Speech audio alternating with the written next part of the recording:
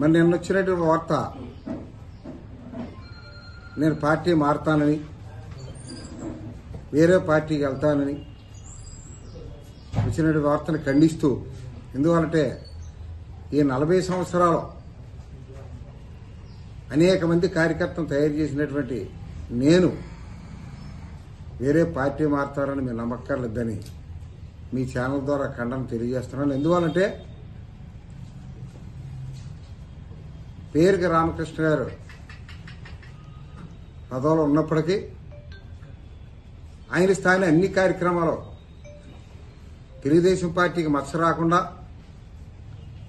రామకృష్ణుడు గారికి మచ్చ రాకుండా,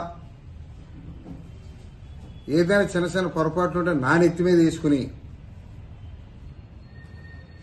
ఆయన అన్ని విధాల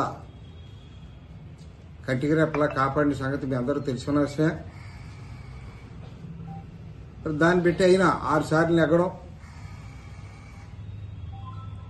ఒకసారి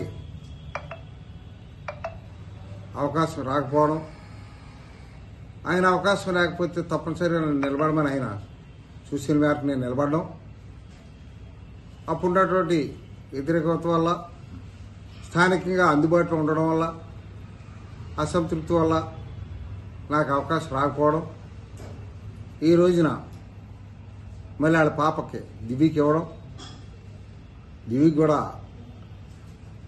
యనమల రామకృష్ణ గారికి ఏ విధంగా పనిచేస్తున్నానో అదే విశ్వాసంతో పనిచేస్తూ ముందుకెళ్తున్నాం. ఇటువంటి వార్తలు దయించి వేయొద్దు, కార్యకర్తలు ప్రజలు నమ్మొద్దు.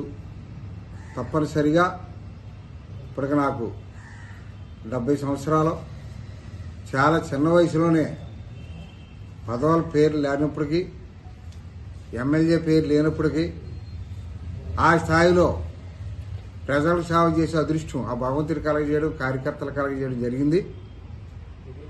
ఎట్టి పరిస్థితుల్లో కూడా తెలుగుదేశం పార్టీలను కొనసాగుతానని మీ ఛానల్ ద్వారా తెలియజేస్తాను.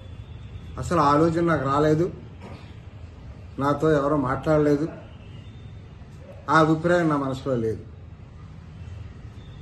అంటే ప్రతిపాటు టికెట్ అడుగుతున్నారంటే వచ్చింది కదా, అదే అడుగుతున్నారని మీరు అనడమే తప్ప నన్ను అడిగిన వాళ్ళు లేరు. నాకు ఆ అభిప్రాయం లేదు, నాకు ఆలోచన లేదు.